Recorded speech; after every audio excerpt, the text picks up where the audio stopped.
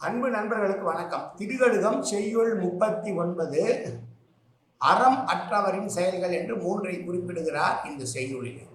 இது என்ன என்று பார்க்கலாம்.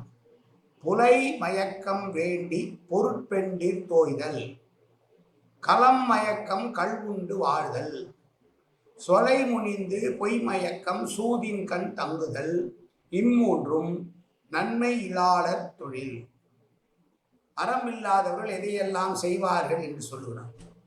உடல் சுகம் வேண்டி விலைமாதரிடம் சென்று சேருகிறவர்கள், மயக்கத்திலேயே இருக்க வேண்டும் என்று எப்போதும் கள் குடித்து கொண்டிருக்கிறவர்கள், சூதாட்டத்தின் மூலமாகத்தான் பணம் சேர்க்க முடியும் என்று நம்பி சூதாட்டத்தையே தொழிலாக கொண்டுள்ள இந்த 3 பேர்களும் அறம் இல்லாதவர்கள், நல்லவர்கள் இல்லாதவர்கள் என்று சொல்லுகிற செய்யுள். பேசியரிடம் செல்லுபவர், கள் உண்ணுபவர், சூதாடுபவர் என்று 3 பிரிவினரை சொல்லி அவர்களெல்லாம் அறம் அற்றவர்கள் என்று சொல்லுகிற செய்யுள். மீண்டும் பார்ப்போம்.